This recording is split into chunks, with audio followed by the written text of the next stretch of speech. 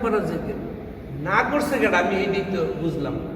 এই কথাটা কোরআন নামাজ পড়া যে জেকেরই শুধু উৎকৃষ্ট সর্বোৎকৃষ্ট জেকেরের জন্যই আল্লাহ রাব্বুল আলামিন নামাজ পড়াচ্ছে।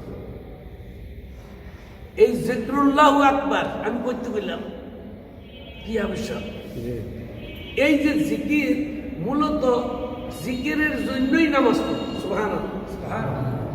এই যে কথা বলা হয়, কথা কানে এক কানে শুনি আর কানে যায় না, কিন্তু বিশ্বাসে মিলাই বস্তুর তর্কে বন্ধু। মাঝে মধ্যে বলা হয় কঠিন ভাষায়, আবার প্রাঞ্জল ভাষা না পারলেও মক মক করলে মকিমপুর ধরে নাও লাগে। আমি মাঝে মধ্যে বলি না, আপনারা আমরা এখানে মুষ্টিমীয় কয়টা লোক এখানে বসলাম, এই যে জিকিরের দাওয়াত কি এখানে মালা সব দাওয়াত দেয় নাই? এই মেয়েরা দেয় নাই? জিকিরের এবং এসলায়ের উভয়টার কথাই বলছি। এবং এসলা কি জিনিস এই সম্পর্কে আমাদের অনেকের অভিজ্ঞতার নলেজে যে যে ভাষায় যে ভাবেই আমরা বুঝি, আমরা মনে করতেছি যে আমি এসলায় আছি।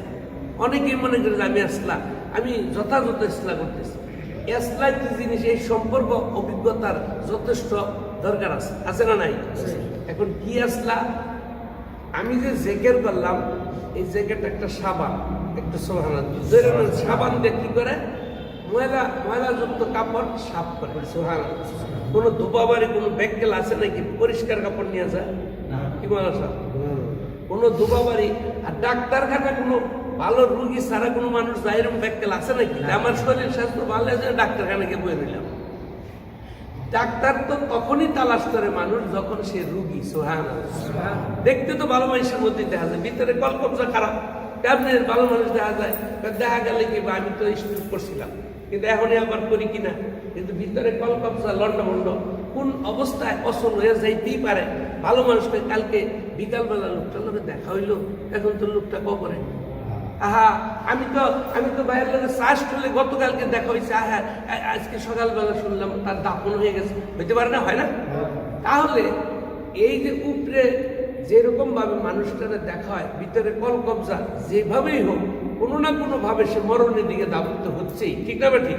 কিন্তু মরণ বলে স্মরণ রাখো, বেশি দিন আর বাঁচবে না গো, কথার মতো কথা শেখো, মরণে তা যাবে না। দুদিনের এই মহান মায়ার শরাব নেশা সার হাফিজ, বিদায় নে তোর ঘরের থেকে দূরের বন্ধু ডাকছে আয়। মহাসিন্ধুর ওপার থেকে কি সুমধুর তান ভেসে আসে, ফিরে আয় ঘরের শিশু ঘরে আয়। ওই যে কবর প্রতিনিয়ত ডাকতেছে, ফিরে আসো, তোমাকে অচিরেই অতি সত্তর তোমাকে আমি কবরের কাছেই তোমাকে কি করা হবে, আমার ভিতরেই তোমাকে কি করা হবে। একেবারে মায়ের পেটে যেরকম আমরা ছিলাম, এরকম কবরের ভিতরে এরকম সমাধি রচনা হয়ে গেলে আর হবে না মানব জীবন ভাঙলে রে মাথা পাশানি। একবার কবরে দিয়া যাওয়ার পরে কেউ ফেরত আইসে, এরকম যদি ঘটনা থাকতো তাহলে মৌলবী মুন্সিরা কথা নাইবা কইতো, নাইবা বলতাম। কি কথা ঠিক না? কেউ কি আসে নাকি যে আমাদের অমুক জায়গায় একটা লোক আজরাইল আলাইহিস সালাম পূজা পায় নাই, ওই যে হিমালয় পর্বতের একটা চূড়া আছে, ওই চূড়ার কাজ গিয়েছে একটা সুরঙ্গ গেছে, ওখানে একটা লোক পলাই আসছিল, ৩,৫০০ বছর আগের মানুষটা পাওয়া গেছে। আজরাইল আলাইহিস সালাম পূজা পায় নাই, আছে নাকি এরকম ঘটনা? আছে। আজরাইল আলাইহিস সালাম এত নিখুঁত ভাবে ধরে ফেলায় যে এই মানুষটারে অন্তত পাওয়া গেছে, এরকম একটা ঘটনা আছে নাকি? থাকবো। আমি যে গত জুমার আগের জুমা কইছিলাম আজরাইল আলাইহিস সালামের ফাঁসি দেয়া দেয় তাহলে সব ঘটনা শিখে যাবো, মরণই হইব না। কি কর, একটা ফেরেস্তাই না মাটি মানে এরা ই করে দেয়, কি জানি ফাঁসি না কত দাম যায়। আমাদের দেশের রাষ্ট্রীয় বিধি ব্যবস্থা কত আইন আছে, একটা ফেরেস্তা অগণিত ফেরেস্তা, এর মধ্যে একটা ফেরেস্তা আজরাইলের ইনারে ফাঁসি দিয়ে দিলে আর আমগো ভাইরাসের কোনো এরকম আর কোনো সমস্যা হইব না। কি এরকম করলেই তো হয়ে যায়।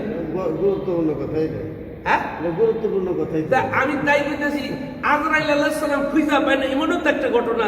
এই যে মাত্র নেপালের কাছে যে হিমালয় পর্বত, এটার নিচের তালা অর্থাৎ একেবারে সুরঙ্গ একটা, ওইটার ভিতরে ৩,০০০ বছর পরে একটা মানুষ আজরাইল খুঁজা হারে পাইল না, এখন তো ঘটনার লোকটা বেঁচে রয়েছে। আছে নাকি এরকম ঘটনা? যেখানেই তুমি থাকো রে মানুষ, যত হও সাবধান, মরণ তোমারে নিয়ে যাবেই, সেটা পাবে না পরিত্রাণ। মরণ বলে স্মরণ রাখো, বেশি দিন আর বাঁচবে না। সেই আজরাইল ইসলামকে ফাঁকি দেওয়া কি সম্ভব? আর আজরাইলকে যিনি বানাইছেন তিনারে ফাঁকি দেওয়া খুব সহজ। আল্লাহ খায় আরো সে কত ব্যাখ্যা স্কেল বাড়িছে মৌলা সাহেব। আজরাইল আল্লাহ রাব্বুল আলামিন থাকে হলো আরো সে। আচ্ছা না করছে কেটা?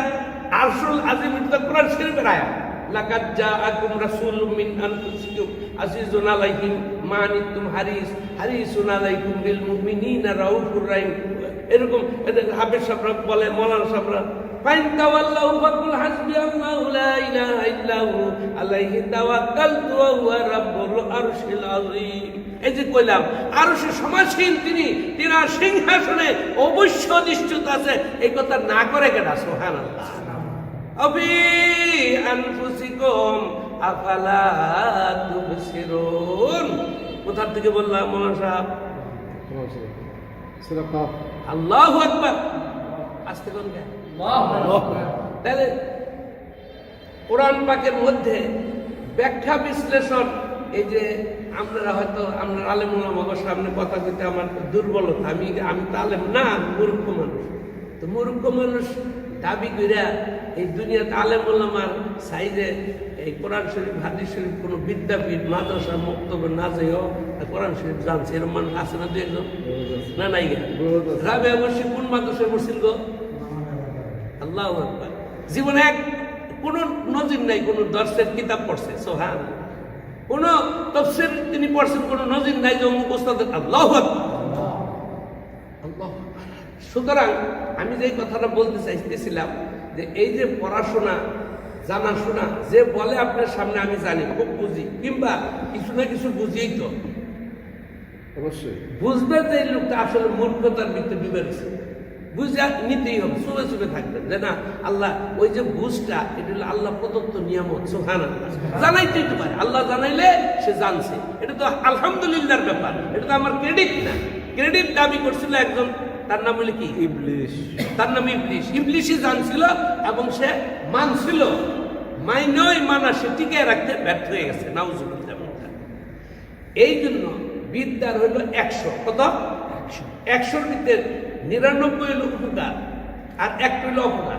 বিদ্যার অপকার হইল একটা, আর কয়টা উপকার? এই হলো বিদ্যা, জ্ঞান। এই জ্ঞানের চ্যাপ্টারে 100-র মধ্যে 99টা এই গুণ খাইয়া ফেলায়, একটা মানে যেই দোষটা আছে এটার নাম হলো অহংকার, মোতাকাব্বের বানায় দেয় মানুষকে। আম্বরি ডাঙ্গর নিক্স, গায়ে মানে না আপনি বড়, আমি জানি এরকম গোলাম মোহাম্মদ কাদিয়ানি হে জানছে, যাই না কি হয়েছে কন্যা কেন? এরকম আরো জানওয়ালা জগতে কোরআন শরীফ আপনারা ব্যাখ্যা বিশ্লেষণ এরকম তফসির করছেন। বলরাম বাউ আগের জমানা একজন ছিল সাধক দরবেশ, নবীর বিরুদ্ধে তৎকালীন দোয়া করছে, কবুল হয়ে গেছে, দেশে যাইনি এত বড় হয়েছে, ঠিক না বেটি? সে ধ্বংস হয়ে গেছে। এজন্য নফসানিয়াত মানুষকে একেবারে প্রবৃত্তির তাড়না মানুষকে একেবারে অবদলিত, একবারে সর্বনাশী স্তরে নিয়ে যায়। সেই জন্য মানুষ আকার প্রকার দুইটা জিনিস, একটা প্রকারের মানুষ, একটা আকারের মানুষ। উলাইকা কাল আনআম বাল হুম আদাল। এটা কোরআন শরীফের আয়াত। বলা হয়েছে, আল্লাহ পাক বলছে ওই সমস্ত মানুষগুলো শিয়াল, কুকুর, বেড়া, বকরি, এখন যে কোনো ইতর প্রাণীর চোখ খারাপ, যে কোনো ইতর প্রাণী। শিয়াল কুকুর তো এমনকি তোমরা সবচেয়ে খারাপ কি মনে করো? শুকরের খারাপ কিনা? আল্লাহ কয় শুকরের চেয়ে সে খারাপ। কি দিয়া? সে তার ব্যক্তিগত অ্যাক্টিভিটিসের ব্যর্থতা, ব্যক্তিগত কারুকার্য, নিজের মানে সে মানবতা সে অর্জন করতে ব্যর্থ হয়ে যখন সর্বনাশার পর্যায়ে, শেষ পর্যায়ে চলে যায়, তখন যে কোনো ইতর প্রাণীর সে হার মানায়। এখন আমরা যে কোনো মানুষ আছি এখানে, কেউ যদি আমি যদি কই কুত্তা তুই, এটা আমার বেজার হইতেন না মনে সামনে? আমি যদি বলে ছাগল তুই, বেজার হইবেন না? ছাগল, কুত্তা, বেড়া, বকরি, এরকম শুয়োর, এরকম সাপ বিচ্ছু তো বলাই যাবে না। আল্লাহ কয় শুয়োরের চোখ খারাপ, তাহলে আমি কইলাম না কিনা? আল্লাহ নিজে বানাই এই কইলে শুয়োরের চোখ খারাপ। বিসমিল্লাহির রহমানির রহিম। দলিল দেন, ওয়াত্তিনি ওয়াসসাইতুন ওয়াতুরি সিনিনা ওয়া হাযাল বালাদিল আমিন। আছে না নাই? আল্লাহ পাক কসম কাটছে, এই তিনটা জিনিসের কসম খেয়ে আল্লাহ বললেন কি? উত্তম সূরত সে গেলে আমি মানুষ বানাইছি। সুবহানাল্লাহ, সুবহানাল্লাহ। মানুষকে আমি উত্তম গঠন কাঠামো দিয়েই বানাইছি। সুবহানাল্লাহ। কে বানাইছে? অথচ এই আল্লাহ রাব্বুল আলামিন আবার বলতেছে, কি বলতেছেন? মিনাল জিন্নাতি ওয়ান নাস। কোরআন শরীফের শেষ করে দিলেন, সূরা ফাতিহা থেকে শুরু, একের শেষ আয়াতের শেষ অংশ, মিনাল জিন্নাতি ওয়ান নাস। জিন তো বুঝি আর না বুঝি, জিন জিন আছে না নাই? জিন শব্দটা তো বুঝলাম, এরপরের অংশ হলো ওয়ান নাস, জিন শয়তান, ওয়াসওয়াসিল খান্নাস। এর আগে আবার বলে গেছে, এর আগের এই আয়াতের আগের অংশ খান্নাস এক শয়তান, অনেক লম্বা ইতিহাস, মানুষের ভিতরে প্রভাব বিস্তার করে, ওয়াসাবেস নাম ধরে। আবার মুলহেমের একটা অংশ মানুষের ভিতরে কাজ করে বেড়ায়, সেটা হইল ফেরেশতার অংশ। এখন সেই সমস্ত পর্যায়গুলি মানুষের যদি উপলব্ধি জ্ঞান যদি না হয়, তাহলে সে যায় নামাজে হইলি খারা, ইশারাতে নামাজ সারা, দৌড় দিল তোর মনের ঘোরা, আজাজে হইল সওয়া। এই যে আমি বলতেছি, আমারও তাই। আমি যে নামাজ পড়তেছি, এই নামাজটা যে হয় না, আমি তো নিজ বিদিশা, আমারও নামাজ হয় না। এখন স্নান করিলি তুই নদীর জলে, তাই কিরে তোর উজু হইল, মনের ময়লা তো মনেই রইল, উপর করলি পরিষ্কার, হিসাবি নামাজ করবি তুই আর কথা। হিসাবি নামাজ পড়ছি না একটু আগে, নাকি আপনারা কি করেন? হয়তো আপনার নামাজটা অবশ্যই আমার চেয়ে ভালো হয়েছে, এটা আমার দৃঢ় আস্থা, কিন্তু তাই বলে এমন নামাজ হয় নাই কইতে পারবেন না যে না কবুল নামাজটা হয়েছে। কারণ কবুল নামাজ হওয়ার একটা একটা পর্যায়ে আছে তো মানুষের। কবুল নামাজের লক্ষণ তো আল্লাহর হাবিব নিজেই অবস্থা সব বলে গেছেন। সুবহানাল্লাহ। হযরত আলী রাদিয়াল্লাহু তাআলা পায়ের মধ্যে ইয়া পড়তে কি পেনছিলেন না, কি পেনছিলেন তীরের, তারপরে তিনি যখনই ধরে তখনই চিল্লা পাল্লা শুরু করে। তারপরে আল্লাহর হাবিব ফয়সালা দিয়ে দিলেন, আলী যখন নামাজে দাঁড়ায় তো এটা বের করবো। সুবহানাল্লাহ। যখন ধরে তখনই ব্যথা। কিন্তু যেই নামাজে দাঁড়াইছেন, আল্লাহর হাবিবের কথা শুনে কয়েক ধরে টান্ডা খুলছে, উনি 13 পাইলেন। একটু জোরে সুবহানাল্লাহ। এই তো নামাজ। আল্লাহর হাবিব নামাজ পড়ান শিখাইয়া দিয়ে এই তো গেলেন। এখন আপনাকে বললেন আপনি আমাদের সেরা গালি, আপনি আবার কোন পাইলেন নামাজ পড়ান? আমি তো কাছেও নাই, আমার তো মশা কাউন্টের থাপ্পড়টা মশার বাপের শুদ্ধ মাইরা পারছে। মশার দেশেই থাকতে পারবো না, আগে নামাজ দিয়ে মশা মাইরাম। কি ঘটনা এরম না? এখন ঘটনা হইলো যে আমার যে হয় না, এটা দৃঢ় আস্থার সাথে নিয়ে এরপরে কি করতে হবে, আমার একটা কাজ করতে হবে। আমার হয় না, নিশ্চিত বুঝবো আমি অপরাধী, না হইলে তো অপরাধ। আমার প্রশ্নের উত্তর হয় না, আমি কি নাম্বার আশা করতে পারি? আমি যদি মাস্টারের কাছ থেকে আশা করি ভুল অঙ্ক করে, ভুল অঙ্কের রেজাল্ট সব করছি, কিন্তু আমার সম্পূর্ণ গোটা থিওরিটাই আমার ফলের লগে মিলে নেই, এখন এই পর্যায়ে আমি কি নাম্বার আশা করতে পারি? শ্রমই তো পণ্ডশ্রম।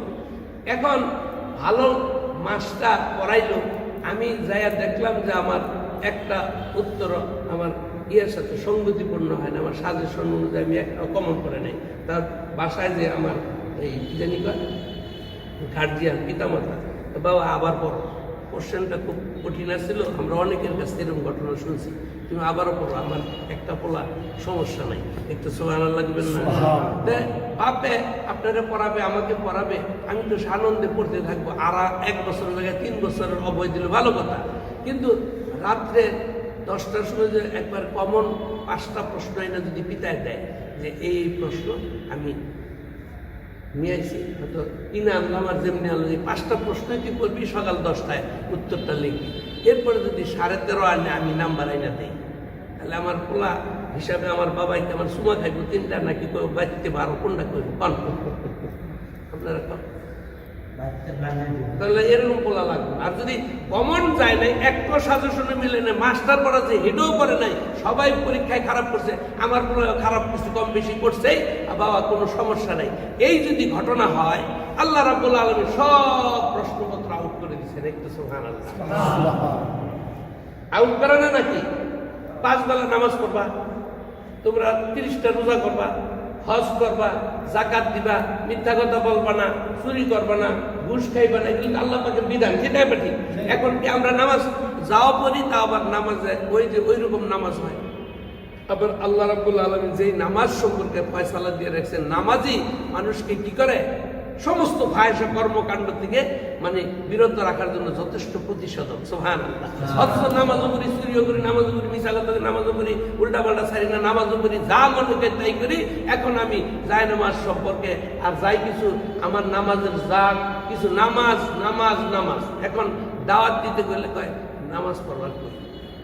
বিশেষ করে আলেম ওলামারা অধিকাংশ এই ত্রুটিটা বাজায় হাফসা কয় কি নামাজ তো পড়তে আছে, আবার আবার কোরআন শরীফ তো পড়তে আছে। কোরআন শরীফ পড়লে 1 হরফে 10 নেকি। সুবহানাল্লাহ।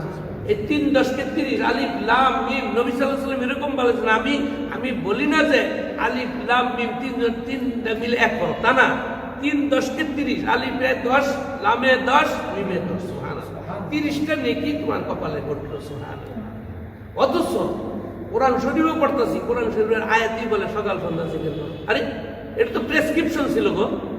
কোরআন শরীফটা প্রেসক্রিপশন, যতই প্রাঞ্জল ভাষায় পড়া হোক, কিন্তু এটা তো প্রেসক্রিপশন। এক ব্যাগ গেলে করছে কি এই আগেরকার দিনের এই হোমিওপ্যাথিক ট্রিটমেন্ট আছিল, বড় লম্বা বোতল, এর ভিতরে এই দেয়, সোনা দিয়ে দাগ দেয়।